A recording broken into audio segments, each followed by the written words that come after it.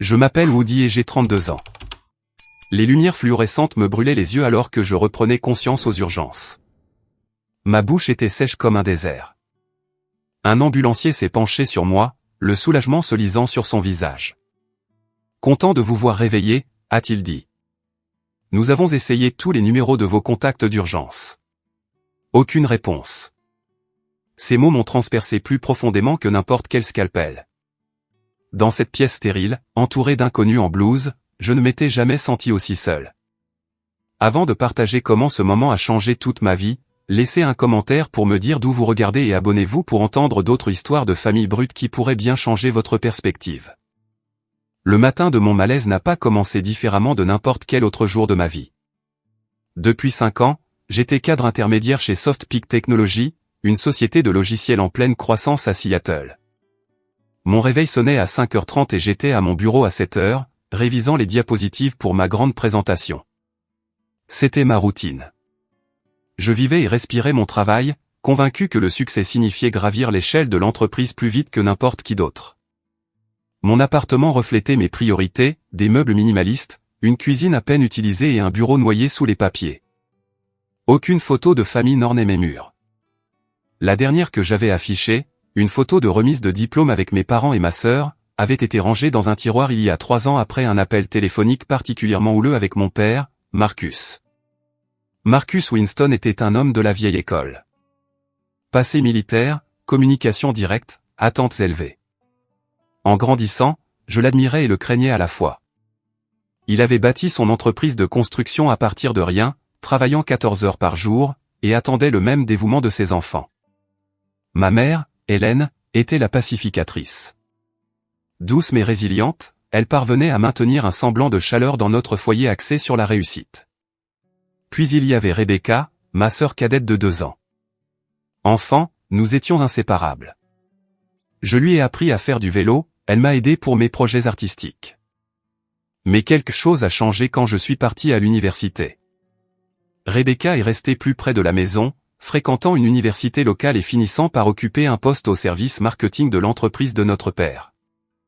Elle est devenue la fille qui était toujours là, tandis que je suis devenu le fils qui travaillait toujours. Notre relation s'est dégradée en une compétition polie. Chaque réunion de famille devenait une bataille inconsciente de réussite, sa promotion contre mon bonus, sa nouvelle maison contre mon appartement en centre-ville, son engagement communautaire contre mes relations professionnelles. Aucun de nous n'a jamais reconnu cette guerre silencieuse, mais elle empoisonnait chaque interaction. La dernière fois que j'avais parlé à ma famille, c'était 3 semaines avant mon malaise. Ma mère avait appelé pour me rappeler la célébration de son 60e anniversaire. Tout le monde sera là, avait-elle dit, l'espoir évident dans sa voix. Oncle Robert vient de Phoenix, et tante Carole apporte sa fameuse tarte aux pommes. Maman, j'ai une présentation majeure qui arrive, celle dont je t'ai parlé. Si ça se passe bien, je pourrais devenir directeur principal d'ici la fin du trimestre. La déception dans son silence était palpable. Woody, tu as dit la même chose à Noël, et à Thanksgiving avant ça. Cette fois, c'est différent. Ce client pourrait doubler notre chiffre d'affaires. Mon père a pris le téléphone. Sa voix portait cette pointe de désapprobation familière. Fils, il y aura toujours une autre présentation, un autre client. Ta mère n'a 60 ans qu'une fois. Papa, tu as bâti ton entreprise en faisant des sacrifices. C'est toi qui me l'as appris. Pas ce genre de sacrifice, a-t-il dit, sa voix inhabituellement calme.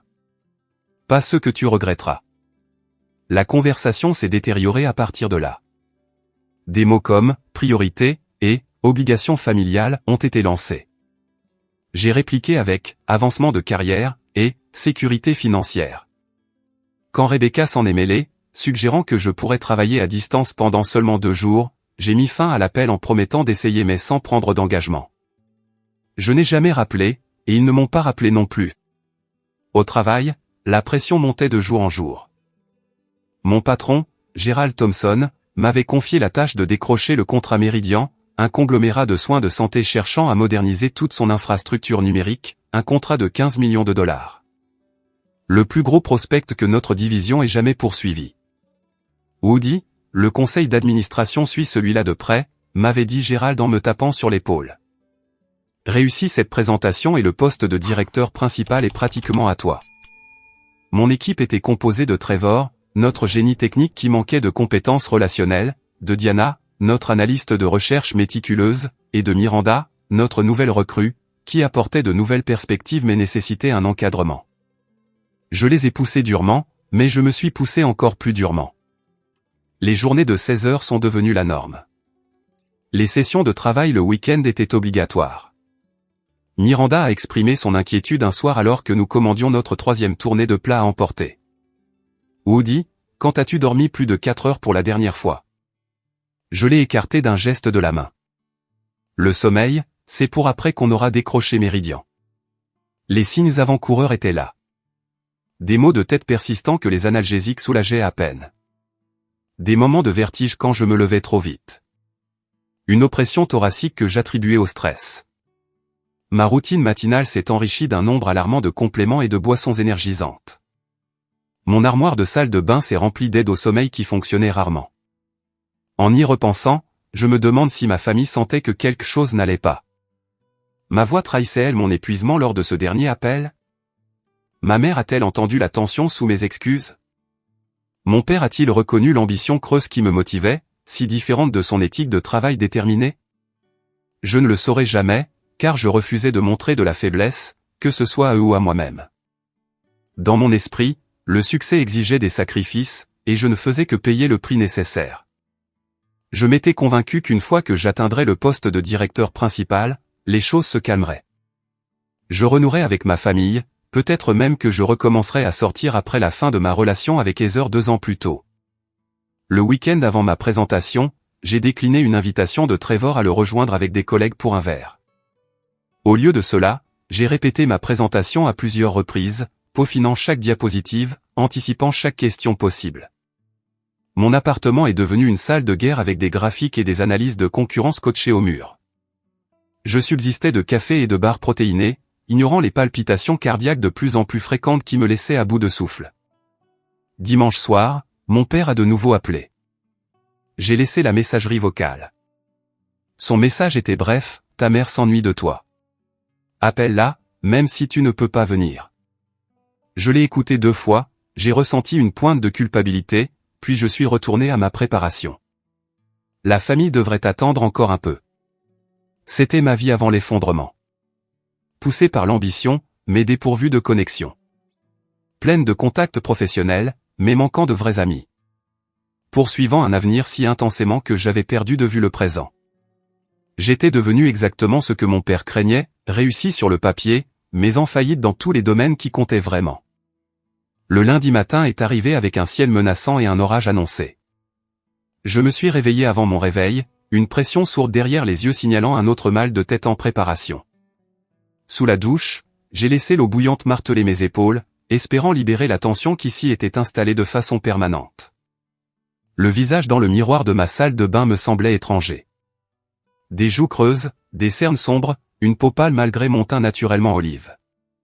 Tiens bon aujourd'hui, ai-je dit à mon reflet, avalant 2 analgésiques avec une gorgée d'eau. Ma tenue de présentation avait été préparée des jours à l'avance, mon costume gris anthracite porte-bonheur, une chemise blanche impeccable et la cravate bleue que ma mère m'avait offerte il y a 3 anniversaires. Ça fait ressortir tes yeux, avait-elle dit. C'était le seul objet personnel que je m'autorisais en ce jour crucial. Le bureau bourdonnait d'une énergie inhabituelle quand je suis arrivé à 6h30. La salle de conférence avait été transformée pendant la nuit. De nouvelles chaises entouraient l'immense table en chêne, des fleurs fraîches ornaient la crédence et le support technique effectuait les dernières vérifications du système de projection. Miranda s'est approchée avec une tasse de café. Fais comme tu l'aimes. Double dose, sans sucre. Merci, ai-je dit en prenant la tasse. L'analyse de marché révisée est arrivée? Sur ton bureau. Mais Woody, a-t-elle hésité en étudiant mon visage, tu te sens bien? Tu as l'air vraiment pâle. Juste le trac de la présentation, ai-je menti, ignorant comment la pièce tanguait légèrement quand je tournais la tête. Rien d'inhabituel. Trevor est apparu, tablette à la main. L'équipe de Méridian vient d'arriver dans le parking, 6 d'entre eux, y compris leur PDG. Mon rythme cardiaque s'est accéléré. Catherine Wilson, La PDG notoirement exigeante de Meridian, assistait rarement aux présentations initiales. Sa présence signalait soit un intérêt exceptionnel, soit une occasion de rejeter personnellement les fournisseurs. Et Gérald dit que toute l'équipe de direction sera présente, a ajouté Diana en rejoignant notre cercle. Les 5 vice-présidents. La pression s'est intensifiée. Ce n'était plus seulement le contrat Meridian qui était en jeu, mais une performance devant toute notre direction. Ma vision s'est brouillée momentanément, et je me suis agrippé au dossier d'une chaise pour me stabiliser. Laisse-nous gérer les questions techniques, a dit Trevor, interprétant à tort mon geste comme de l'anxiété. Toi, fais juste ta magie Woody sur la vue d'ensemble. À 7h45, la salle de conférence s'est remplie de monde et de parfums concurrents. Les présentations se sont enchaînées dans un flou alors que je serrais la main de l'équipe de Meridian, de nos dirigeants et de 2 membres du conseil d'administration qui avaient décidé d'assister à la dernière minute. 23 personnes allaient être témoins soit de mon plus grand triomphe professionnel, soit de mon échec catastrophique. Gérald a ouvert avec des banalités et une présentation de l'entreprise avant de m'introduire. Et maintenant, notre architecte de solutions et chef d'équipe, Woody Winston, va vous présenter notre proposition pour la transformation numérique de Meridian. La salle est tombée dans le silence alors que je me levais. Les premières diapositives se sont déroulées sans accroc alors que je décrivais notre compréhension des défis de Meridian, systèmes obsolètes, vulnérabilité de sécurité, flux de travail inefficace. Catherine Wilson a hoché la tête avec approbation lorsque j'ai mentionné des points de douleur spécifiques que son personnel avait partagés lors de notre phase de découverte. 15 minutes plus tard, je l'ai senti, un léger tremblement dans mes mains, une difficulté croissante à former des phrases complètes. La température de la pièce semblait fluctuer entre glacial et étouffant. La sueur perlait sur mon front malgré la climatisation. Notre calendrier de mise en œuvre accélère les bénéfices tout en minimisant les perturbations, ai-je expliqué en passant à la diapositive suivante. Les mots à l'écran ont doublé, puis triplé. J'ai cligné des yeux avec force, les forçant à se recentrer. Woody. La voix de Gérald semblait venir de sous l'eau. Les métriques de retour sur investissement. Oui, bien sûr, ai-je marmonné, tâtonnant avec la télécommande du présentateur. Nos projections de retour sur investissement indiquent des économies de première année 2. La pièce a basculé de façon spectaculaire. Les visages autour de la table se sont déformés comme dans un miroir de fête foraine. Un bourdonnement aigu a rempli mes oreilles, noyant ma propre voix. Mes jambes se sont soudainement senties déconnectées de mon corps. Je m'excuse, ai-je réussi à dire. J'ai juste besoin d'un moment pour. La dernière chose dont je me souviens est l'expression alarmée de Catherine Wilson alors que je tendais la main vers le bord de la table et que je la manquais. Le sol s'est précipité vers moi, et l'obscurité a tout englouti. La conscience est revenue par fragments. Des voix criant de faire de la place. Quelqu'un desserrant ma cravate. Le sol frais contre ma joue. Puis des mains me roulant sur quelque chose de ferme. Du mouvement. La sirène hurlante. Tension à 70 40e et en baisse. Fréquence cardiaque à 130 et irrégulière. Monsieur, vous m'entendez? Serrez ma main si vous m'entendez. J'ai essayé de répondre, mais mon corps a refusé de coopérer. À travers mes yeux mi-clos, j'ai vu le visage inquiet de Trevor au-dessus de moi alors que les ambulanciers me soulevaient dans une ambulance. Sa liste de contacts d'urgence, a demandé quelqu'un. La voix de Trevor, son téléphone est verrouillé. Il a mentionné que ses parents vivent à Portland. Le nom de son père est Marcus, je crois. Nous allons essayer l'annuaire. Monsieur, restez avec nous, monsieur. L'intérieur de l'ambulance tournait comme un manège de fête foraine. Un masque à oxygène couvrait mon visage, des piqûres d'aiguilles dans mon bras, l'ambulancier criant mon nom à plusieurs reprises, puis de nouveau l'obscurité miséricordieuse. Plus tard, j'ai appris ce qui s'est passé après que j'ai perdu connaissance. La présentation s'est terminée brusquement lorsque les ambulanciers ont été appelés. Diana avait rassemblé mes documents pendant que Trevor m'accompagnait à l'hôpital. Gérald avait en quelque sorte sauvé la réunion, promettant de la reprogrammer une fois que son précieux membre de l'équipe serait rétabli. Catherine Wilson avait en fait exprimé son inquiétude, demandant à être tenue au courant de mon état. Rien de tout cela n'avait d'importance sur le moment. Alors que l'ambulance filait à travers le trafic de Seattle, mes ambitions de carrière et 5 années de travail acharné se sont évanouies dans l'insignifiance. dans cet état suspendu entre la conscience et l'oubli, une seule pensée a fait surface, si je meurs aujourd'hui, qui me pleurera vraiment? Qui sentira un vide en forme de Woody dans sa vie? La réponse me terrifiait plus que mon corps défaillant. Le bip régulier de l'équipement médical m'a tiré de l'obscurité.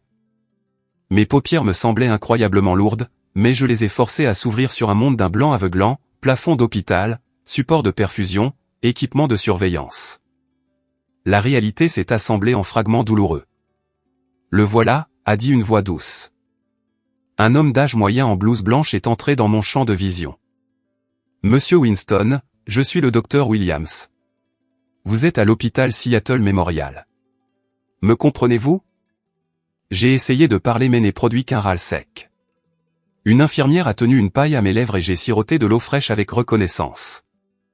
Qu'est-ce qui s'est passé? Ai-je finalement réussi à dire, ma voix inconnue à mes propres oreilles. Vous avez eu un épisode de syncope pendant votre réunion. En termes simples, vous vous êtes évanoui, mais c'était bien plus grave qu'un simple évanouissement. Le docteur Williams a vérifié les moniteurs à côté de mon lit. Votre corps a essentiellement fait grève, monsieur Winston. Épuisement sévère, déshydratation, et ce qui semble être une cardiomyopathie de stress. Votre cœur était littéralement en train de lâcher à cause du surmenage. L'ironie ne m'a pas échappé. Mon corps reflétant ma vie professionnelle. Nous vous avons stabilisé maintenant, mais je dois être franc. Si cela s'était produit alors que vous conduisiez ou seul dans votre appartement, nous pourrions avoir un résultat très différent. Vous avez de la chance. Chanceux, ne décrivez pas ce que je ressentais. Ma tête me lançait. Ma poitrine me faisait mal à chaque respiration. Même le bout de mes doigts semblait pulser de douleur. Le docteur Williams a poursuivi, son ton s'adoucissant, nous avons essayé de contacter vos contacts d'urgence. Parents, sœurs. Il a fait une pause. Nous avons essayé tous les numéros. Aucune réponse. Ces mots ont atterri comme des coups physiques. Aucune réponse. Pas injoignable. Pas occupé. Simplement aucune réponse. Votre collègue Trevor a fourni les numéros, mais nous n'avons pu joindre personne. Il est dans la salle d'attente depuis votre arrivée. Trevor? Le même Trevor que j'avais réprimandé la semaine dernière pour avoir pris un long déjeuner. Le même collègue avec qui je socialisais à peine en dehors des réunions de projet. Puis-je le voir, ai-je demandé.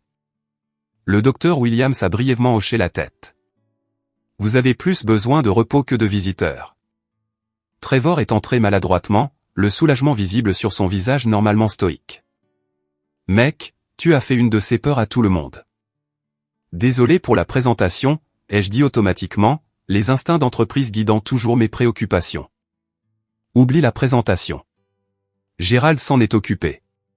Catherine Wilson semblait en fait plus inquiète pour toi que pour la proposition.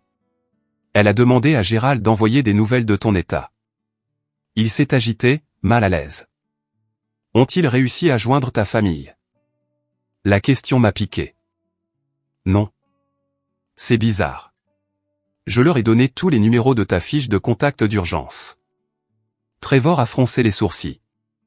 Tu veux que j'essaie de les appeler directement? Non, ai-je dit trop rapidement. Pas la peine.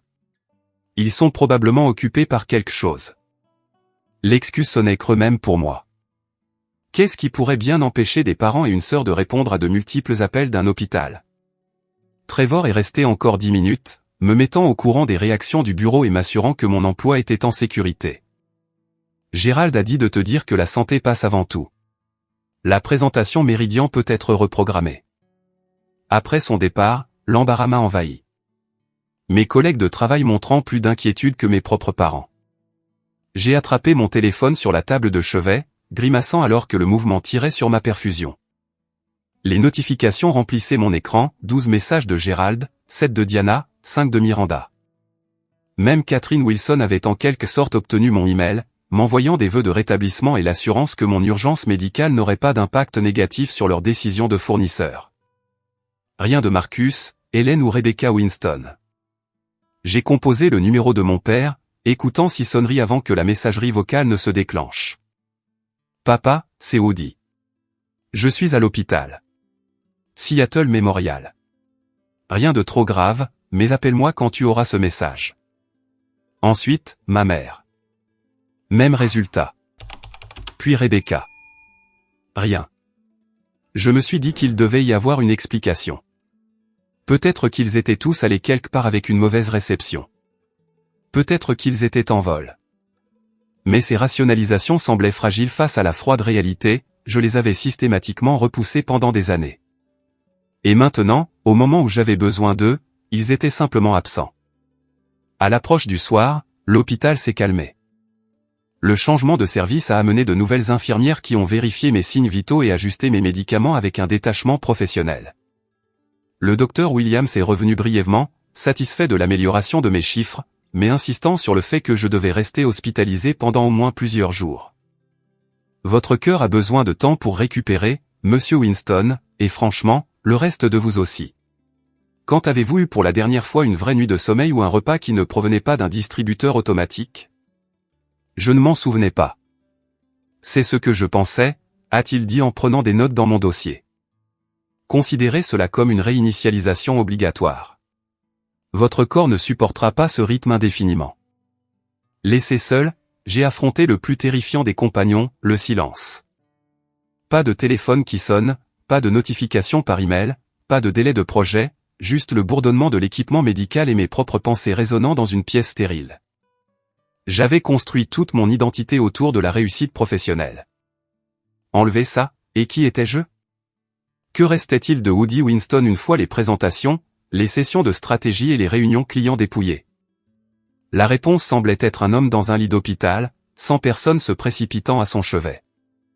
Alors que la nuit tombait complètement, la solitude est devenue une présence physique, lourde sur ma poitrine. J'ai de nouveau attrapé mon téléphone, cette fois en ouvrant les réseaux sociaux. Peut-être y trouverais-je une explication au silence de ma famille, une indication qu'ils étaient injoignables pour une raison légitime, et non pas simplement en ignorant leurs fils et frères en détresse. Ce que j'ai trouvé allait faire voler en éclats ma réalité si soigneusement construite. Mon doigt s'est arrêté sur l'icône de Facebook. Je consultais rarement les réseaux sociaux, les considérant comme une distraction à la productivité. Mon profil existait principalement comme un outil de réseautage professionnel, soigneusement organisé pour montrer les étapes de ma carrière plutôt que des moments personnels. L'application s'est ouverte sur mon fil d'actualité, rempli de mises à jour de connaissances lointaines et d'anciens camarades de classe. J'ai cherché Rebecca Winston et j'ai trouvé son profil immédiatement. Ma sœur publiait fréquemment, sa vie un flot coloré de rassemblements sociaux, de réussites professionnelles et de moments familiaux. Sa publication la plus récente, partagée seulement 3 heures plus tôt, m'a coupé le souffle. Une photo de toute ma famille réunie autour d'une table chez Antonio S., un restaurant italien chic que ma mère avait toujours voulu essayer. Mon père, l'air détendu dans une chemise bleue à boutons que je n'avais jamais vue. Ma mère souriant largement, son bras enlacé au sien. Rebecca au centre du cadre, levant un verre de vin. Oncle James et tante Patricia, des cousins que je n'avais pas vus depuis des années.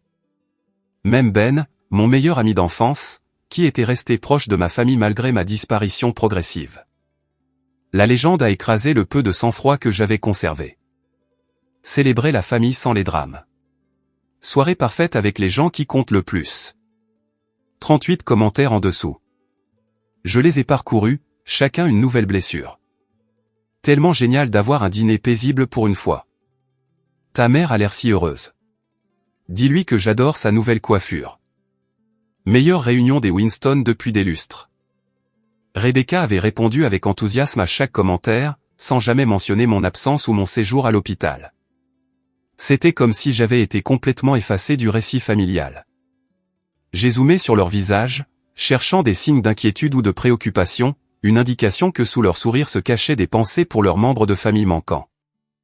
Mon père riait ouvertement à quelque chose de l'autre côté de la table. Les yeux de ma mère pétillaient de joie sincère. Rebecca avait l'air plus détendue que je ne l'avais vue depuis des années. La vérité m'a frappé avec une clarté stupéfiante, ils étaient plus heureux sans moi. J'ai posé mon téléphone, l'écran vers le bas, sur la couverture, incapable de regarder plus longtemps. L'équipement de surveillance a trahi ma détresse alors que mon rythme cardiaque grimpait. Une infirmière a passé la tête, demandant si j'avais besoin de quelque chose pour la douleur. La douleur physique aurait été plus facile à gérer que cette douleur creuse qui se propageait dans ma poitrine. Je vais bien, ai-je menti. J'essaie juste de me mettre à l'aise. Elle a ajusté mon oreiller et est partie. Je suis resté immobile, fixant le plafond alors que les souvenirs affluaient, recontextualisés par cette nouvelle révélation. Les étés d'enfance au lac Chelan, où Rebecca et moi construisions des châteaux de sable élaborés pendant que papa faisait des grillades et que maman lisait des livres de poche sous un parasol. Les matins de week-end à regarder des dessins animés en pyjama, partageant un bol de céréales. Papa nous apprenant à pêcher à tous les deux, patients malgré nos emmêlements constants et nos appâts perdus. Maman pansant les genoux et les coudes écorchés, essuyant les larmes avec de douces réassurances.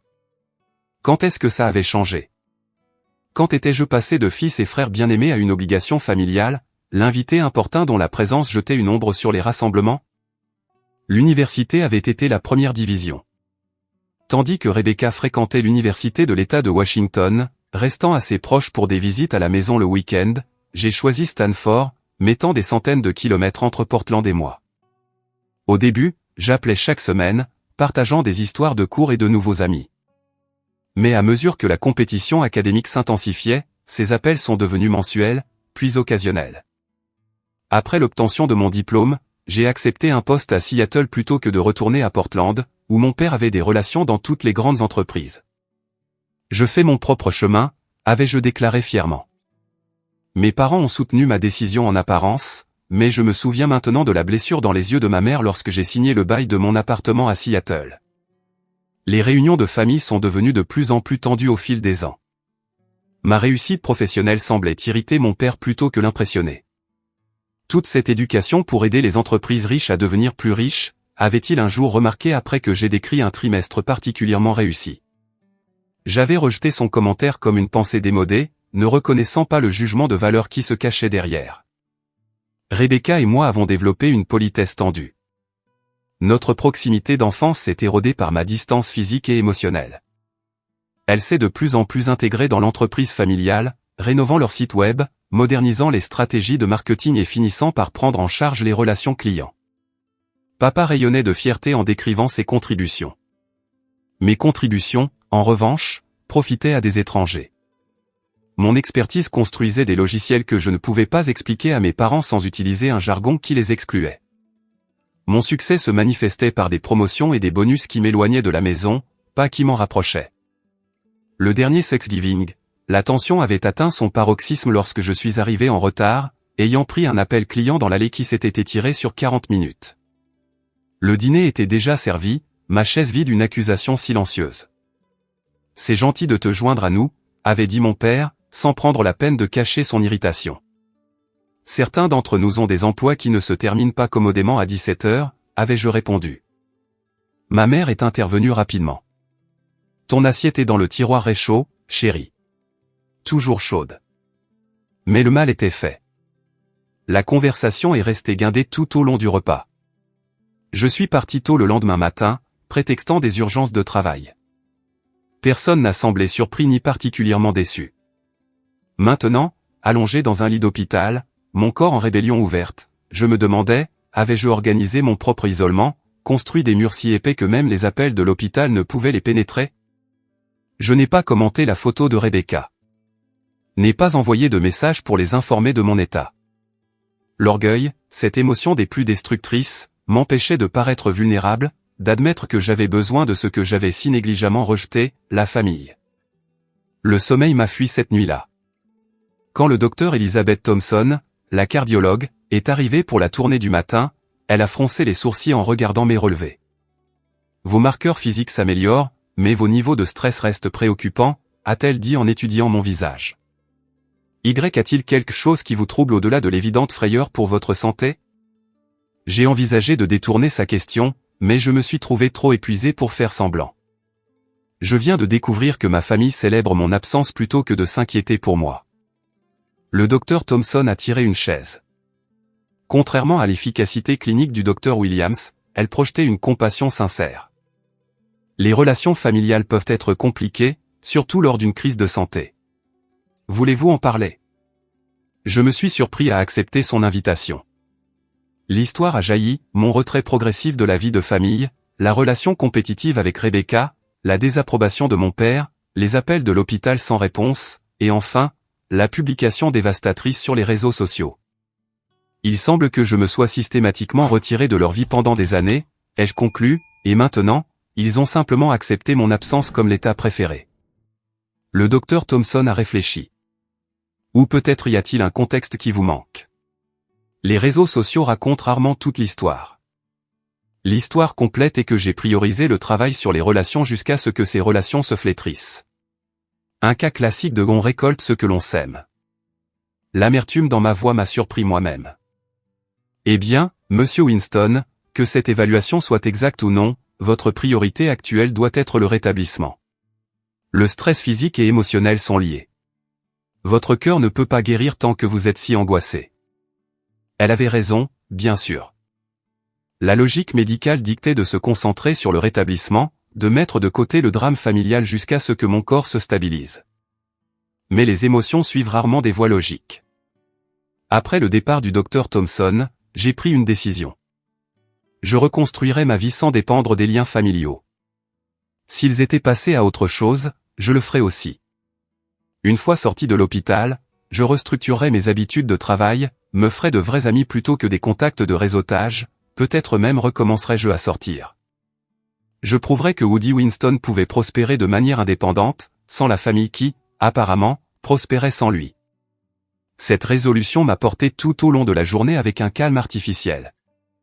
J'ai répondu poliment aux demandes des infirmières, mangé la nourriture fade de l'hôpital sans me plaindre, et ai même réussi à envoyer des textos brefs et optimistes à Gérald et Trevor sur l'amélioration de mon état.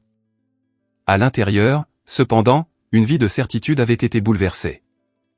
La fondation sur laquelle j'avais bâti mon identité ou le succès professionnel, la réussite individuelle, l'autonomie s'était fissurée de manière irréparable.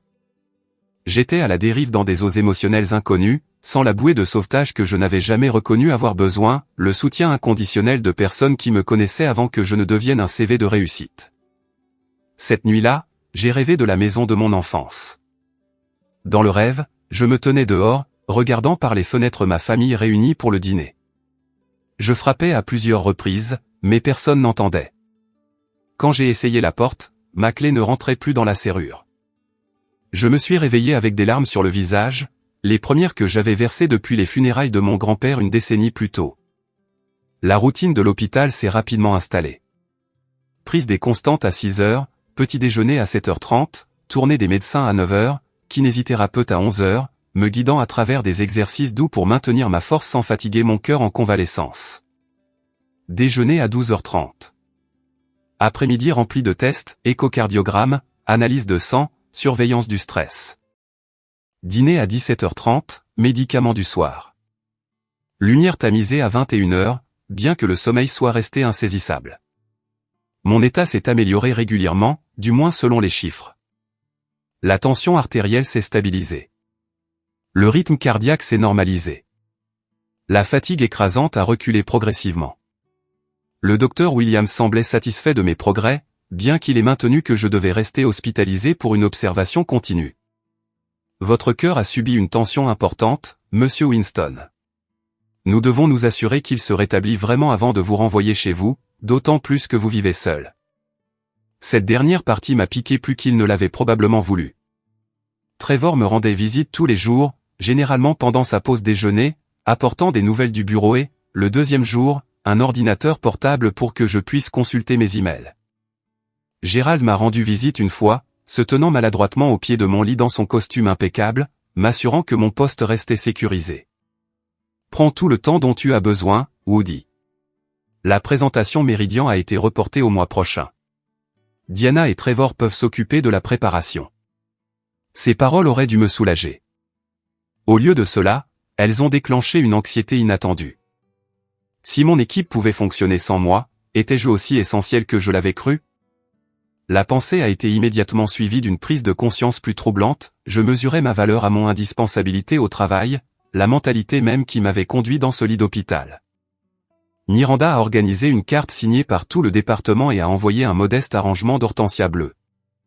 La note disait, « Les bureaux peuvent être remplacés, toi non. Rétablis-toi bien. » Un geste étonnamment personnel de la part de quelqu'un que je connaissais depuis moins de 6 mois. Diana a livré une pile de revues d'affaires et de rapports de l'industrie. Je pensais que tu t'ennuierais peut-être, a-t-elle expliqué en les posant sur ma table de chevet, bien que les médecins aient dit de ne pas te stresser avec des questions de travail, alors c'était peut-être une mauvaise idée.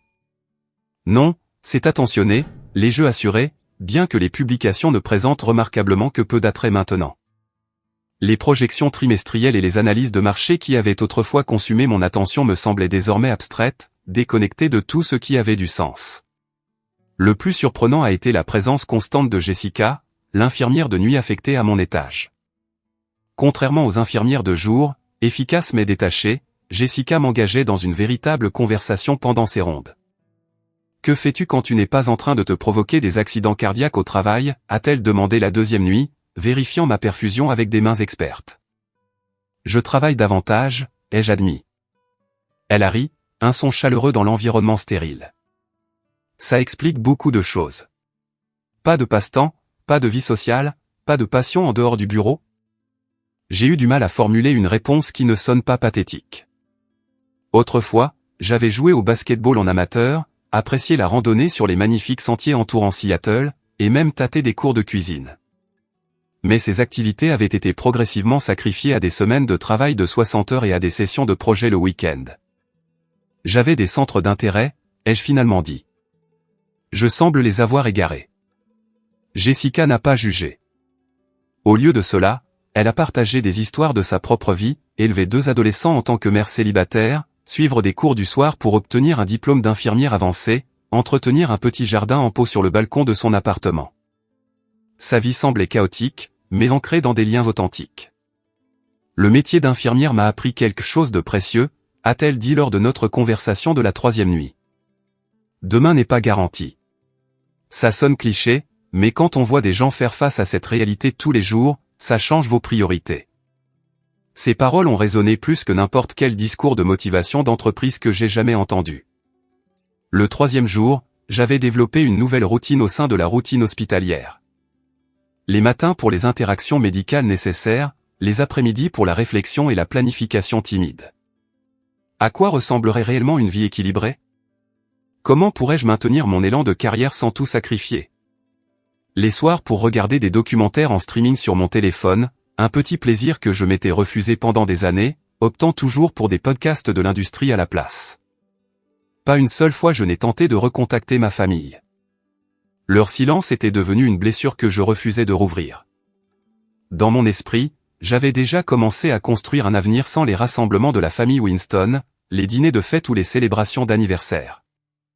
Je construirais des liens ailleurs, peut-être en rejoignant une ligue sportive de loisirs, en renouant avec des amis d'université que j'avais négligés, en acceptant les invitations occasionnelles à l'apéro de mes collègues. Le docteur Elizabeth Thompson a continué à surveiller ma convalescence cardiaque, prolongeant souvent nos sessions au-delà de la nécessité médicale pour vérifier mon état émotionnel. Le lien entre l'esprit et le cœur est puissant, a-t-elle expliqué. La détresse émotionnelle peut se manifester physiquement, en particulier dans la fonction cardiaque. Quelque chose dans sa compassion directe a brisé ma façade professionnelle. Lors de sa visite le 3e jour, je me suis retrouvé à partager des pensées plus personnelles que je n'en avais révélées à personne depuis des années. J'ai construit toute mon identité autour de la réussite professionnelle, ai-je admis. Enlevez ça, et je ne suis pas sûr de qui reste. Le docteur Thompson a hoché la tête pensivement. De nombreux surdoués font face à cette question à un moment ou à un autre, bien que généralement pas dans des circonstances aussi dramatiques. J'ai toujours cru que je travaillais pour quelque chose de significatif, la sécurité, le succès, le respect. Mais maintenant, je me demande si je ne fuyais pas en réalité quelque chose. Comme quoi, a-t-elle élicité? La vulnérabilité, peut-être. La possibilité d'échouer dans les relations comme mon père a échoué dans son premier mariage avant de rencontrer ma mère. Le risque d'être jugé et trouvé insuffisant. Le docteur Thompson a souri légèrement. On dirait que vous faites du bon travail au-delà de la récupération physique. Nos conversations ont continué à brouiller la ligne entre la consultation médicale et la thérapie. J'ai appris qu'elle avait connu sa propre phase de bourreau de travail pendant son internat en médecine, détruisant presque son mariage avant de reconnaître le schéma. L'équilibre n'est pas quelque chose que l'on atteint une fois pour toutes, a-t-elle dit. Il nécessite un ajustement constant, comme diriger un bateau, de petites corrections pour rester sur la bonne voie. Le 4e jour, le docteur Williams m'a déclaré assez stable pour sortir le lendemain matin, bien qu'avec des limitations strictes d'activité et des rendez-vous de suivi obligatoires. Votre corps a besoin de repos continu, monsieur Winston. Pas de travail pendant au moins 2 semaines, temps d'écran limité, pas de stress. L'ancien Woody aurait argumenté, négocié, trouvé des échappatoires pour maintenir son implication professionnelle. Le nouveau Woody, encore en train d'émerger du traumatisme cardiaque et de la révélation émotionnelle, a simplement hoché la tête en signe d'acceptation. Ce soir-là, je me suis senti assez fort pour prendre une douche sans aide et enfiler des vêtements propres que Trevor avait apportés de mon appartement. Le simple fait de porter autre chose qu'une blouse d'hôpital a restauré un petit sentiment de normalité. Je me suis assis dans le fauteuil des visiteurs plutôt que dans le lit, regardant le coucher de soleil par ma fenêtre, contemplant les changements qui m'attendaient. Mon téléphone est resté silencieux sur la table de chevet. Pas d'appel ou de message de Portland, pas de demande de la famille sur mon état. J'avais fait la paix avec cette réalité. Du moins, c'est ce que je me disais. Demain, je retournerai à mon appartement, commencerai ma convalescence physique et mettrai progressivement en œuvre les changements de style de vie que cette expérience avait montré nécessaires. Peut-être qu'avec le temps, je recontacterai ma famille, quand je pourrai les approcher d'une position de plénitude plutôt que de besoin. L'univers, cependant, avait d'autres plans pour la réconciliation. Alors que Seattle sombrait dans l'obscurité et que les couloirs de l'hôpital se calmaient pour la nuit, mon avenir soigneusement construit était sur le point d'être complètement réécrit. L'horloge murale indiquait 2h17 du matin lorsque mon téléphone a éclaté de bruit, vibrant violemment sur la table de chevet. Je me suis réveillé en sursaut, momentanément désorienté dans la pénombre de la chambre d'hôpital. En tâtonnant pour trouver l'appareil, je m'attendais à un appel accidentel ou peut-être à un mauvais numéro. L'écran s'est illuminé de notifications, 73 appels manqués. 48 de mon père, 19 de ma mère, 6 de Rebecca. Tous au cours des 4 dernières heures. Un message texte est apparu alors que je regardais, incrédule, décroche. C'est plus grave que tu ne le penses. C'est sérieux. De mon père, envoyé il y a 3 minutes. Mon pouce a plané sur la notification. La colère, la confusion et la peur se disputaient la domination. Après 4 jours de silence, maintenant il cherchait désespérément à me joindre. Le moment semblait cruel, presque calculé pour coïncider avec ma convalescence. Avant que je puisse décider de répondre, le téléphone a de nouveau vibré. Appel entrant, papa. Je l'ai laissé sonner 1 fois, 2 fois, 3 fois, chaque sonnerie alimentant mon ressentiment. Ils avaient ignoré les appels de l'hôpital concernant l'urgence médicale de leur fils, mais attendaient une réponse immédiate à leur crise. Quelle qu'elle soit, elle pouvait sûrement attendre le matin. À la 6e sonnerie, quelque chose en moi a cédé. Peut-être étaient-ce les mots de Jessica sur les lendemains non garantis. Peut-être que la vulnérabilité des derniers jours avait adouci ma défense réflexe. Quelle que soit la raison, j'ai appuyé sur « Accepter ». Allô ? Ma voix me parut étrange, un mélange de sommeil persistant et de réserve émotionnelle. Woody. La voix de mon père ne contenait rien de son ton autoritaire habituel. Au lieu de cela, elle semblait rauque, désespérée. Dieu merci. Tu vas bien ? Si je vais bien ? L'incrédulité a aiguisé ma réponse. Je suis à l'hôpital depuis 4 jours. La meilleure question est, où étiez-vous ? À l'hôpital ? De quoi tu parles ? Une confusion sincère colorait ces mots. Quel hôpital ? Seattle Memorial. Je me suis effondré pendant une présentation lundi. Ils vous ont tous appelé à plusieurs reprises. Personne n'a répondu. Le silence s'est étiré pendant plusieurs secondes, rompu seulement par ce qui ressemblait à la respiration tremblante de mon père. Quand il a de nouveau parlé, sa voix avait diminué pour devenir quelque chose que je n'avais jamais entendu auparavant. Fils, nous sommes à l'Université des sciences de la santé de l'Oregon depuis jeudi dernier. Ta mère. Sa voix s'est brisée. Hélène a un cancer. Stade 4 du pancréas. Ils l'ont trouvé lors de son examen de routine. La pièce a semblé basculer sous moi. De toutes les explications possibles à leur silence, celle-ci ne m'était jamais venue à l'esprit. Quoi ? Non, ce n'est pas possible. J'ai vu la publication de Rebecca sur Facebook. Vous étiez tous chez Antonio S., en train de célébrer. Célébrer? Un rire creux, totalement dépourvu d'humour. Ce dîner était à la cafétéria de l'hôpital après le premier traitement de radiothérapie de ta mère. Le chef là-bas travaillait chez Antonio S., il lui a fait son plat de pâtes préféré. Mais la légende de Rebecca. Célébrer sans les drames? Parce que ta mère a insisté pour qu'on ne te le dise pas avant ta grande présentation. Elle savait à quel point c'était important pour ta carrière. Sa voix s'est tendue. Elle nous a fait promettre d'attendre. Elle a dit, lui dire ne ferait qu'ajouter de la pression alors qu'il a besoin de se concentrer. Le drame, c'était son mot pour son diagnostic, minimisant toujours pour protéger tout le monde. Ma main libre s'est agrippée au rail du lit d'hôpital alors que les implications déferlaient dans ma conscience. Pendant que je ruminais leur apparente indifférence, ma mère me protégeait de la distraction. Pendant que je nourrissais un orgueil blessé à cause d'une publication mal interprétée sur les réseaux sociaux, ils commençaient le combat de leur vie. Pourquoi appelles-tu maintenant? Qu'est-ce qui s'est passé ce soir? La peur m'a serré la gorge. Une complication due à la radiothérapie. Ils ont dû la ramener en urgence. C'était grave. Sa voix s'est complètement brisée. Elle n'arrêtait pas de demander après toi. Quand on a essayé d'appeler, on tombait toujours sur la messagerie vocale. Rebecca a pensé à vérifier l'hôpital près de ton travail. C'est comme ça qu'on a appris ton effondrement. La honte m'a submergé en vagues nauséabondes. J'avais mis mon téléphone en silencieux pendant la tournée des médecins le premier jour et je n'avais jamais pris la peine de réactiver les notifications, supposant que personne n'appellerait. Papa, les mots me manquaient complètement. Dis-moi juste que tu vas bien, a-t-il dit, luttant audiblement pour garder son sang-froid. Ta mère a besoin de le savoir quand elle se réveillera. Je sors demain. Stress cardiaque dû au surmenage. Rien de permanent. Dieu merci pour ça, au moins. Le soulagement a momentanément éclairci son ton. Woody, je sais que les choses ont été tendues entre nous. Je sais que je n'ai pas toujours exprimé. Il a fait une pause, cherchant ses mots. Ta mère a besoin de nous tous maintenant. Peux-tu venir à Portland? La question ne nécessitait aucune réflexion. Je partirai dès qu'ils me laisseront sortir. Pendant les 20 minutes suivantes, mon père a comblé les lacunes. Les vagues plaintes de ma mère pour des douleurs dorsales qui se sont avérées être liées à une tumeur. Le diagnostic dévastateur quelques jours seulement après notre dispute au sujet de la célébration de son anniversaire.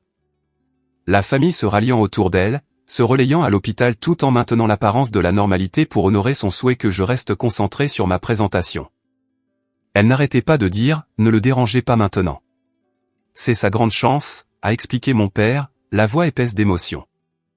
Même quand ils lui ont annoncé le pronostic, elle s'inquiétait de gâcher ton opportunité. La révélation d'un amour si désintéressé de la part de la femme que j'avais déçue à plusieurs reprises a brisé quelque chose en moi. Les larmes ont coulé librement sur mon visage pour la deuxième fois en 20 ans. Papa, je me suis tellement trompé sur tout. Nous avons tous nos regrets, fils. Une douceur que j'avais rarement entendue de la part de Marcus Winston. Pour l'instant, concentrons-nous sur ta mère, sur le fait d'être la famille dont elle a besoin. Après avoir raccroché, je suis resté assis, immobile, dans la chambre d'hôpital assombrie. Toute ma vision du monde se réalignait. La photo que j'avais interprétée comme une exclusion avait été une protection. Le silence que j'avais lu comme un rejet avait été du respect pour mes objectifs professionnels. La famille que j'avais accusée d'abandon m'avait combattu sa propre bataille, honorant le souhait de ma mère de me protéger. J'ai appuyé sur le bouton d'appel, convoquant l'infirmière de nuit. Quand Jessica est apparue, j'ai expliqué la situation aussi calmement que mon état émotionnel le permettait. Je dois sortir demain à la première heure. Ma mère est à l'hôpital à Portland avec un cancer avancé. Je dois y aller immédiatement. Le comportement professionnel de Jessica s'est adouci avec compassion. J'alerterai le docteur Williams. Il fait sa tournée à 7 heures. Je ne peux pas promettre une sortie anticipée, mais je m'assurerai qu'il comprenne l'urgence. Merci, ai-je dit, le pensant plus profondément que ces simples mots ne pouvaient l'exprimer. Après son départ, j'ai appelé Rebecca. Ma sœur a répondu immédiatement, sa voix à la fois épuisée et alerte. Woody. Elle n'avait pas utilisé mon surnom d'enfance depuis plus d'une décennie. Papa t'a joint. Oui. Rebecca, je suis tellement désolé. Je n'avais aucune idée pour maman et j'ai complètement mal interprété ta publication. Cette stupide publication. L'auto-incrimination remplissait sa voix. Maman a insisté pour qu'on agisse normalement, a dit qu'elle ne voulait pas devenir la dame au cancer pour tous ses amis tout de suite. Papa a suggéré Antonio S puisque c'était son restaurant préféré, mais elle ne pouvait pas supporter de la vraie nourriture de restaurant après la radiothérapie. Le chef de l'hôpital est intervenu. Je n'aurais jamais dû la publier. Non, j'aurais dû appeler plus souvent. J'aurais dû être là pour son anniversaire. J'aurais dû être un meilleur fils. Nous aurions tous dû faire beaucoup de choses différemment, soupira Rebecca. Mais maman ne pense pas comme ça. Elle veut juste sa famille réunie maintenant. J'arrive demain, dès qu'ils me relâcheront. Bien. Elle sera tellement soulagée. Une pause. Woody, tu m'as manqué. Le vrai toi, pas la version robot d'entreprise. La simple honnêteté de sa déclaration a transpercé mon armure professionnelle soigneusement construite. Tu m'as manqué aussi, Becca. Vous m'avez tous manqué. J'ai juste oublié comment le montrer. Nous avons parlé jusqu'à ce que l'aube se lève sur Seattle, partageant nos craintes sur le pronostic de notre mère et nos espoirs pour son traitement. Pour la première fois depuis des années, nous avons parlé en tant que frères et sœurs plutôt qu'en tant que concurrents, unis par l'amour pour la femme qui nous avait donné la vie et qui faisait maintenant face à sa fin potentielle. Quand le docteur Williams est arrivé pour la tournée du matin, il m'a trouvé habillé et mes bagages faits, les papiers de sortie prêts à être signés. L'infirmière Jessica a mentionné votre urgence familiale, a-t-il dit en examinant mon dossier. Vos chiffres sont bons, mais je dois insister sur l'importance d'un repos continu et de soins de suivi. Je comprends. Je trouverai un cardiologue à Portland. Il m'a étudié, remarquant peut-être la transformation qui s'était produite pendant la nuit. Le soutien familial est un excellent médicament, Monsieur Winston. Peut-être que cette situation, aussi difficile soit-elle, pourrait bénéficier à votre rétablissement de manière inattendue. Il n'avait aucune idée à quel point il avait raison. Alors que Trevor arrivait pour me conduire à la gare, j'ai envoyé un dernier texto à mon père, en route. Dis à maman que je l'aime. Dis-lui que je comprends enfin ce qui compte. Le trajet en train de Seattle à Portland a duré 3h26. Chaque kilomètre me rapprochait d'une réalité que j'avais passé des années à éviter, ma place au sein de la famille Winston, avec toutes ses complications, ses attentes et cet amour inconditionnel que j'avais pris pour acquis. Trevor m'avait conduit à la gare de King Street, portant mon petit sac de voyage. Malgré mes protestations, Gérald dit de prendre tout le temps dont tu as besoin, m'a-t-il assuré sur le quai. L'équipe s'en chargera. La famille d'abord. La famille d'abord. Un concept si simple qui m'était devenu étranger. Portland m'a accueilli avec sa bruine caractéristique, le ciel gris correspondant à mon humeur alors que je prenais un taxi directement pour l'Université des sciences de la santé de l'Oregon. Le complexe hospitalier se dressait, grand et institutionnel, pourtant quelque part à l'intérieur de ces murs se trouvait le centre de mon univers, une femme qui m'avait aimé sans condition, même quand j'avais été le plus détestable. Trouver l'étage d'oncologie a nécessité de naviguer dans un labyrinthe de couloirs et d'ascenseurs. Mon cœur battait la chamade, non pas à cause de l'effort, mais de l'anticipation. Que allais-je dire? Comment pourrais-je exprimer les transformations des dernières 24 heures? Rebecca m'a repéré la première, se levant d'une chaise de la salle d'attente, son visage montrant la tension des nuits blanches et de l'inquiétude constante. Sans un mot, elle s'est jetée dans mes bras, ses épaules secouées de larmes silencieuses. Je suis tellement désolé, ai-je murmuré dans ses cheveux. Elle s'est reculée, essuyant ses yeux. Elle se repose. Papa est avec elle. La complication était une réaction sévère à la radiothérapie. Ils ont ajusté son protocole. C'est grave, vraiment, ai-je demandé, ayant besoin de la vérité brute. L'expression de Rebecca a confirmé mes craintes.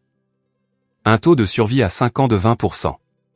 Mais maman a déjà déjoué les pronostics, et elle est déterminée à nous voir tous les deux bien installés avec nos propres familles, comme elle dit. La chambre d'oncologie était faiblement éclairée, les moniteurs bipant doucement. Mon père était assis près du lit, tenant la main de ma mère, sa présence normalement imposante diminuée par le chagrin et l'épuisement. Il a levé les yeux à notre entrée, le soulagement se lisant sur son visage. Woody. Il s'est levé, m'étreignant avec une force inattendue. Elle demandait après toi. Et là, Au milieu des tubes et des fils, se trouvait Helen Winston. Ses traits normalement vifs étaient décharnés, sa peau cireuse, ses épais cheveux bruns déjà clairsemés par le traitement. Pourtant, quand elle a ouvert les yeux et m'a vu, le sourire qui a illuminé son visage contenait toute la chaleur et l'amour qui avaient défini mon enfance. « Mon garçon » a-t-elle murmuré, sa voix faible mais joyeuse. « Tu es venu ?» Je me suis approché de son lit, prudemment, prenant sa main libre, attentif à la perfusion. « Bien sûr que je suis venu, maman. Je suis tellement désolé qu'il ait fallu ça pour me ramener à la maison. »« N'importe quoi » a-t-elle dit avec une fermeté surprenante. « Tu construisais ta carrière. C'est important aussi. Pas aussi important que ça. Pas aussi important que toi. La vérité que j'avais oubliée dans mon ambition aveugle. » Ses yeux ont scruté mon visage. « Tu as l'air fatigué, chérie. Rebecca a mentionné que tu étais aussi à l'hôpital. Il fallait bien que ma mère s'inquiète pour moi alors qu'elle luttait pour sa propre vie. Juste un rappel à l'ordre pour mieux prendre soin de moi. Rien de grave. » Mon père s'est éclairci la gorge. « Ton fils s'est effondré d'épuisement et de tension cardiaque. Apparemment, il s'est tué au travail. » Son ton ne contenait aucun jugement, seulement de l'inquiétude. L'expression de ma mère est passée à une inquiétude maternelle. « Woody Alexander Winston, as-tu encore sauté des repas? Tu ne dors pas. » La normalité de sa réprimande a brisé quelque chose en moi. Les larmes ont coulé librement alors que je m'agenouillais près de son lit. « Maman, j'ai été si perdu, si dans l'erreur sur ce qui compte.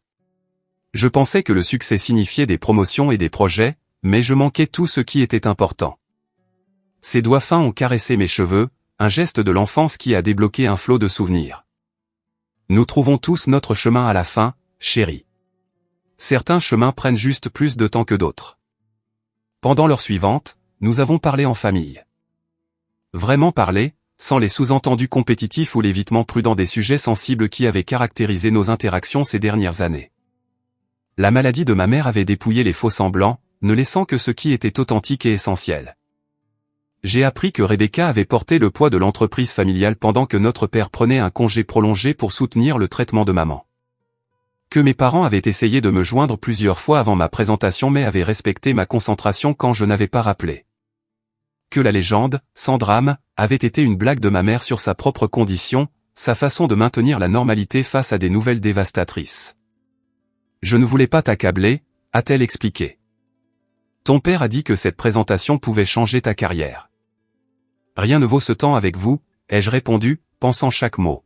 « Rien. » À l'approche du soir, ma mère s'est fatiguée. L'oncologue, le docteur Chen, est arrivé pour discuter des ajustements de traitement, exprimant un optimisme prudent quant au nouveau protocole. Avant de partir, mon père m'a pris à part dans le couloir. « Fils, ta mère se bat de toutes ses forces, mais la route sera longue et difficile. Nous devons être réalistes quant à ce qui nous attend. » J'ai hoché la tête, le planificateur stratégique d'entreprise en moi calculant déjà la logistique. Je vais être transféré temporairement à notre bureau satellite de Portland. Mon bail à Seattle est mensuel. Je peux trouver quelque chose ici près de l'hôpital. Les yeux de mon père se sont légèrement agrandis. Tu ferais ça? Quitter ton poste? Je ne quitte rien d'important, ai-je dit avec une certitude que je n'avais jamais ressentie pour une décision commerciale. Gérald m'a déjà assuré que mon emploi est en sécurité. Et franchement, même si ce n'était pas le cas, certaines choses comptent plus. Pour la première fois de ma mémoire d'adulte, Marcus Winston m'a étreint sans réserve, sa carrure puissante secouée par l'émotion. Tu m'as manqué, fils. Le vrai toi. Rebecca nous a rejoints, formant un cercle de solidarité Winston dans ce couloir d'hôpital stérile. On fait ça ensemble, a-t-elle dit, sa voix plus forte qu'elle ne l'avait été de toute la journée. Tous ensemble. Les semaines suivantes ont établi une nouvelle normalité. J'ai trouvé une location à court terme à distance de marche de l'hôpital. Le bureau de Portland m'a accueilli, m'offrant des horaires flexibles qui s'adaptaient au calendrier de traitement de ma mère. Gérald a tenu sa promesse de protéger mon poste, suggérant même que la relocalisation temporaire pourrait bénéficier à nos opérations à Portland. Le plus surprenant, c'est que le docteur Elizabeth Thompson de Seattle Memorial a pris contact, recommandant un collègue à Portland pour mon suivi cardiaque et s'enquérant de mon bien-être émotionnel. Notre relation professionnelle a évolué en amitié, ajoutant une lueur inattendue à des jours difficiles. La bataille de ma mère s'est poursuivie avec des traitements exténuants, des revers et de petites victoires. Certains jours, elle pouvait à peine parler à travers la nausée et la douleur. D'autres jours, son esprit brillait si fort qu'il était possible d'oublier brièvement la gravité de son diagnostic. À travers tout cela, notre famille est restée unie. Les petites compétitions et les malentendus du passé ont été remplacés par un soutien et une appréciation sincère. Un mois après mon arrivée à Portland, nous avons reçu des nouvelles prudemment positives. La tumeur avait répondu au traitement, diminuant de manière mesurable pour la première fois. Pas encore sorti d'affaires, a averti le docteur Chen, mais nous allons définitivement dans la bonne direction. Ce soir-là, nous avons célébré avec des plats à emporter de son restaurant thaïlandais préféré, servis dans la belle vaisselle dans sa chambre d'hôpital alors qu'elle retrouvait un véritable appétit pour la première fois depuis des semaines. Elle a regardé sa famille avec un contentement indubitable. Ceci, a-t-elle dit en nous désignant tous, c'est ce pourquoi j'ai prié. Pas seulement pour aller mieux, mais pour que ma famille soit à nouveau entière. Rebecca a levé son verre d'eau en toastant, à la famille, la vraie mesure du succès. Mon père et moi nous sommes joints au toast, les simples gobelets en plastique ayant plus de sens que n'importe quelle flûte de champagne en cristal lors d'une célébration d'entreprise. Plus tard, en rentrant à mon appartement temporaire, j'ai réfléchi au voyage qui m'avait mené ici. Mon effondrement pendant cette présentation m'avait semblé une catastrophe professionnelle, une humiliation personnelle et un échec physique combiné. Pourtant, sans ce moment, sans ce séjour forcé à l'hôpital et cette publication mal interprétée sur les réseaux sociaux, aurais-je retrouvé le chemin de ce qui comptait vraiment ? Parfois, nos plus grands échecs ouvrent les portes de nos succès les plus importants. Ma carrière réussie m'avait éloigné de la connexion authentique. Mon effondrement physique avait finalement empêché un effondrement émotionnel et spirituel plus profond. Le lendemain matin, j'ai établi un nouveau rituel.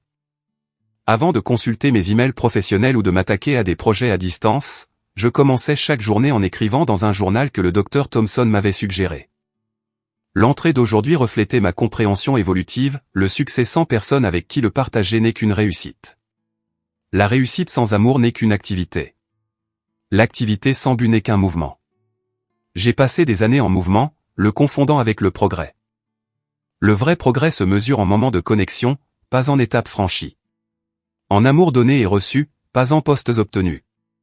En présence, pas en productivité. La bataille de ma mère continue. Le pronostic reste incertain, mais quel que soit le temps que nous avons ensemble maintenant, il est authentique, libéré de faux semblants ou de compétition. Rebecca et moi avons redécouvert notre lien fraternel, nous soutenant mutuellement à travers les jours difficiles. Mon père et moi avons établi une relation basée sur le respect mutuel plutôt que sur des attentes tacites. Quant à ma carrière, elle a trouvé sa juste place dans ma vie, importante, mais pas centrale. Une partie de mon identité, pas sa fondation. Le contrat Méridien a été décroché en mon absence, prouvant à la fois que mon équipe était plus capable que je ne leur avais permis de l'être, et que ma valeur ne dépendait pas de ma présence constante. Les mots du docteur Elizabeth Thompson résonnent fréquemment dans mon esprit, l'équilibre n'est pas quelque chose que l'on atteint une fois pour toutes. Il nécessite un ajustement constant, comme diriger un bateau. De petites corrections pour rester sur la bonne voie. Chaque jour apporte des occasions de faire ces corrections. Parfois, je dérive vers de vieilles tendances de bourreau de travail. Parfois, les dynamiques familiales déclenchent des schémas défensifs familiers.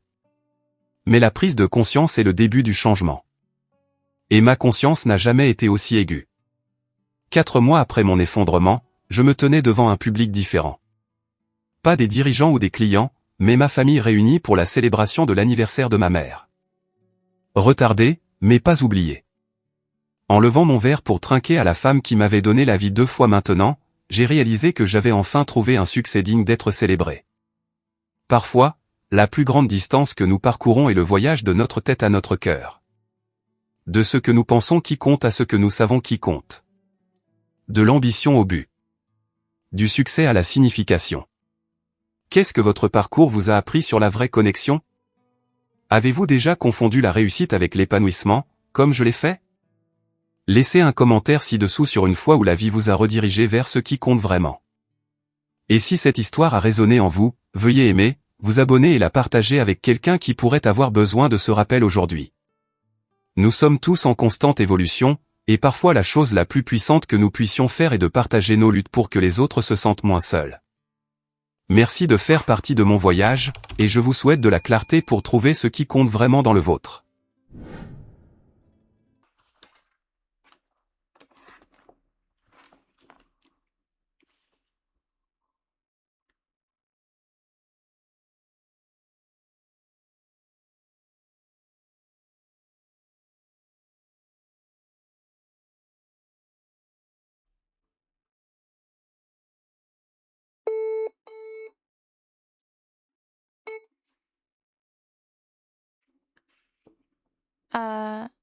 Do you know how messenger pigeons work? No.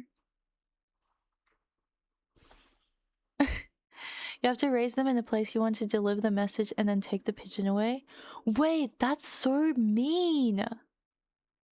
I had no idea. When can chat call you? Ha, keep dreaming. Actually, I do have to plan a date for us soon, so... maybe Sunday? Would you guys want to come on stream? Like, actually call? Because, like, my idea was, like, to do speed dating. Because, like, originally I was gonna do Omegle. Like, everyone come on Omegle. But, I'm scared of Omegle. And I think just having chat, like, in Discord would be more fun than doing it in Omegle.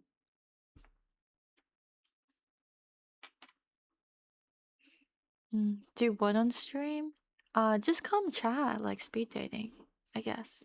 Or we could do karaoke, like a group date. I don't know, I haven't figured it out yet. I will decide and I will put it in the Discord. Also, if you haven't joined the Discord already, please do. Very important updates happening here very, very soon. Yes. Anyway, he didn't pick up. No answer. Damn. Okay. No. Yeah, suddenly I have a sore throat and I'm unable to speak. It's okay. We can just DM in front of everyone. That still counts, you right? That still counts, right? Damn, the shell thing might be the thing. He didn't want a height reveal. No, I think we're like the same height, or is he like slightly taller than me? I remember we've spoken about this multiple times before. But yeah, I think I'm gonna find some people to raid out to. Any of your favorite streamers live right now? Let me know so I can raid out to them. Otherwise, I'll raid out to, I don't know, one of my friends, I guess. Because I can't raid Moaz now.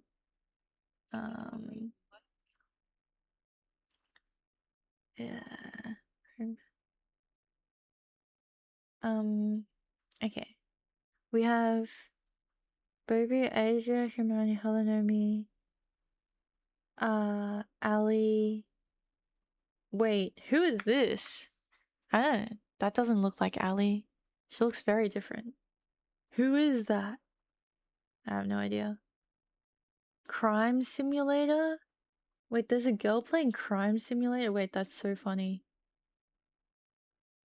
Wait. Crime Simulator is crazy. A little Minecraft quickly before sleep. No, I was playing Minecraft for like 2 hours before I started stream. I do want to go into the nether though, because I made another portal, but I'm too scared to go in without chat. I really want to see what's in the nether portal, but I'm scared. I want to go. Anyway, do you guys have any people you want me to raid? Any friends? You want me to raid Dalby? Is that what you mean?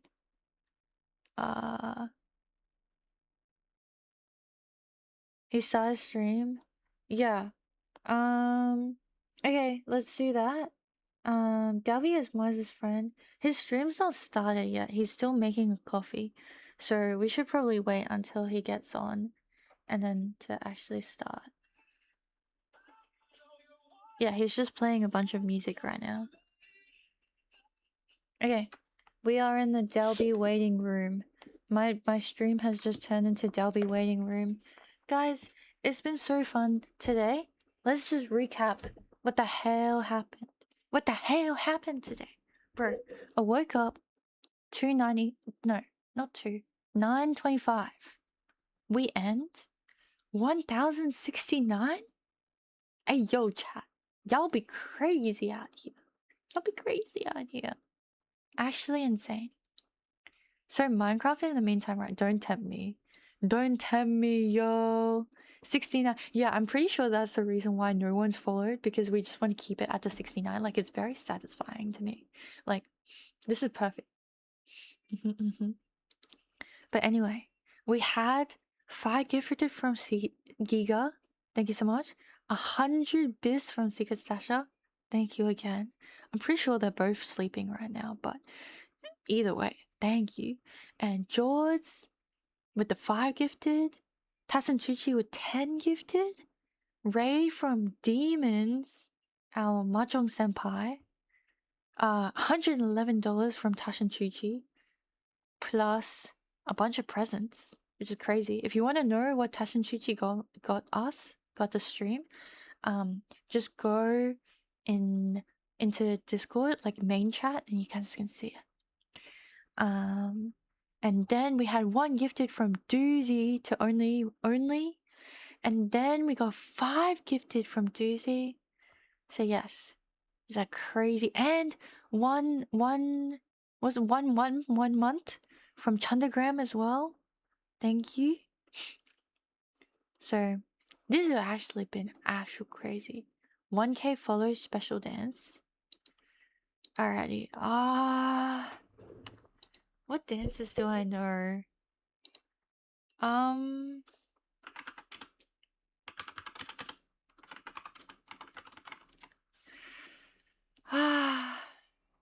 Surely you guys know this dance, right? I don't know if I should get up and do it though, or I can just sit. It's been a while. Like, it's been more than 10 years since I did this dance.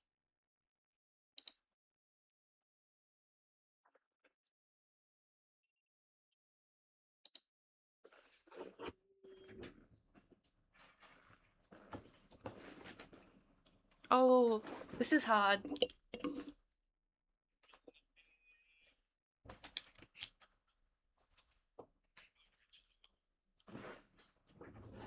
Oh my god, saved.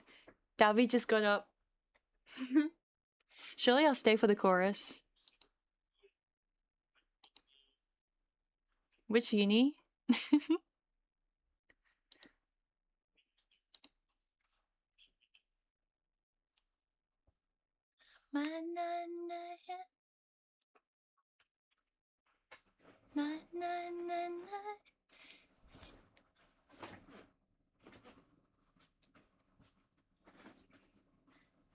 Baby, come on.